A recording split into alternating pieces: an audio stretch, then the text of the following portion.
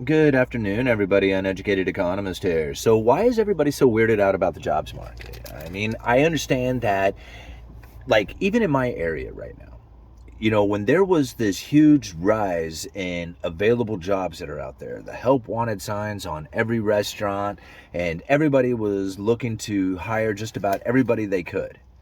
And when people were questioning what's going on here, why is this taking place? I was one of the few people who was saying this is going to reverse. At some point, the Federal Reserve will raise the interest rates, causing the layoffs to occur, and that those layoffs will move, the people who get laid off will move over to the available jobs that are out there, and you're going to find that the unemployment is going to rise at some point. When the unemployment begins to rise, that's when the Federal Reserve will reverse course on their interest rates. Right now, they are mandated to have full employment and low and stable prices of around 2% over time, whatever that's supposed to mean. And now the full employment, I believe, has been achieved. I don't think there's anybody out there who is trying to find a job who can't find one at some point somewhere. It may not be the job they want, but there's an available job out there. That would be full employment. The low and stable prices of around 2%, who knows what that's supposed to mean? It's arbitrary as far as I'm concerned, but the Federal Reserve is talking about a 2% average over time. So now, what I think about when it comes to the weirdness in the jobs market, I don't think it's weird at all. During the pandemic, when everybody was told to stay home, right? They locked the place down, stayed home. Unless you had an essential job, you were going to get a unemployment check, an enhanced unemployment check. You got rent moratoriums. You had everything that you needed to stay home and not go to work. Well, when it came time to going back to work, there was a lot of people who decided that they were going to retire. To say, hey, I'm not going back to work. I'm retiring early. We were all locked down anyway. This just makes sense to me. And that makes sense to a lot of people out there on why they would do that. Now, at the same time that these people were retiring and retiring early, there was also a lockdown to schools. Take truck driving, for example. If you have a lockdown to truck driver schools, then you're going to have a shortage of truck drivers at some point, on top of the already retiring truck drivers that are out there. So you can see where there's a shortage in that sense. But really where it came from was the bailout of the corporations that happened with the special purpose vehicles. And this is something that we've gone over a lot. But during the pandemic, there was 12 lending facilities that were set up to backstop every corner of the financial market. One of those was the corporate debt lending facility. Now, this corporate debt lending facility gave the credible threat that the Federal Reserve was going to be buying into corporate debt. When that credible threat got to the markets, people started buying in institutions, institutional investors, just regular old people investors. Everybody started diving into corporate debt, thinking that the Federal Reserve was going to be buying into it as well. This dive into corporate debt gave these corporations an incredible amount of cash. They gorged on it. It was cheap debt that they were able to sell easily. Now, when they got this money, what do you do with it? Right? You got to spend it somehow. And what's the easiest way to spend this money but then to expand your operations? Buy equipment, buildings, hire people, all right? And now this mass hiring from all these corporations who were gorging on this cash swelled up all the available, or sucked up all the available labor that was out there. People who were working lesser jobs were able to move into these corporate jobs. Not that they like them today, but they could do it if they wanted to. Everybody was taking these bonus jobs, and they were filling, the extra bonus pays for signing on.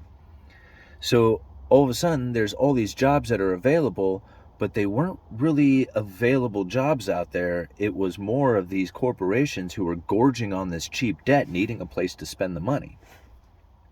And so now when you think about what's happening today, as these corporations are now dealing with the higher interest rates and rolling over their old debt into new debt is very difficult, now they have to cut expenses. And what's the easiest way to cut an expense but to lay people off?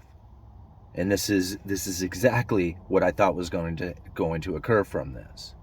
See, they needed to deal with the unemployment, right? There was this, if you have corporations who have access to cheap debt, then you know that they're going to hire people. It's just a matter. I mean, they're going to do all kinds of stuff with the money, but hiring people is one of them, right?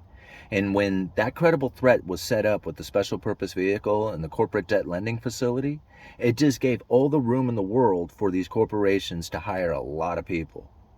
And that's one of the reasons why, I mean, in my opinion, one of the main reasons why we saw such high of unavailable labor for the rest of the service jobs and stuff like that that's going on out there. Well, that's coming to an end. And now this is where I find it really interesting, is that when you think about the recessions and how, like, Janet Yellen said that she doesn't think we'll ever have another recession in our lifetime, and that just, like, everybody rolled their eyes when they heard this. But then when you really think about it, it was just like, well, what's the worst part of a recession? Bailing out corporations and everybody loses their job. Well, what if the corporations have already been bailed out? And losing your job just means really you go from one of these zombie corporation jobs that probably shouldn't have existed in the first place back down to serving tables again, which isn't exactly the greatest thing in the world, but it is an honest job, right? So this is the kind of condition that I feel that America is moving into. It's exactly what the Federal Reserve was anticipating. I don't know why it is that people think it's weird. I mean, if I can say it in a video 6 months ago and now here it is, you would think that, it shouldn't be a surprise. I mean, this is how the Federal Reserve was planning on, dealing with the unemployment during a recession, is to go into it with incredibly low unemployment, right? And then as the recession kicks in and you start moving into it, you start moving into high unemployment. People are like, man, this is really painful, even though it's probably what would typically be, an average unemployment rate. People are not used to it. They're used to being able to just go and get whatever job they want. They're not used to knowing how to go out there and beat the streets and go to job interviews and try to figure out how to fill out, or do proper resumes so that you can actually get the job. These are things that, a lot of people are just not accustomed to. They just think, well, you can just go get a job wherever you want.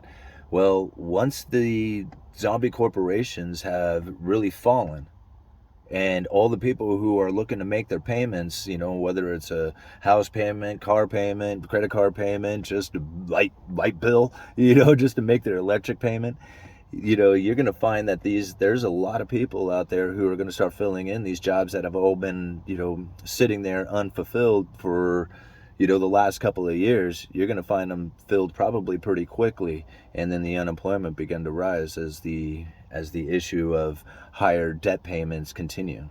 I mean, it's just like, to me, it seems almost like obvious. Like, it's just like, this is the way the Federal Reserve was planning on it happening, and now here it is taking place. Anyway, I probably should go back to work. Uneducated Economist, you guys let me know.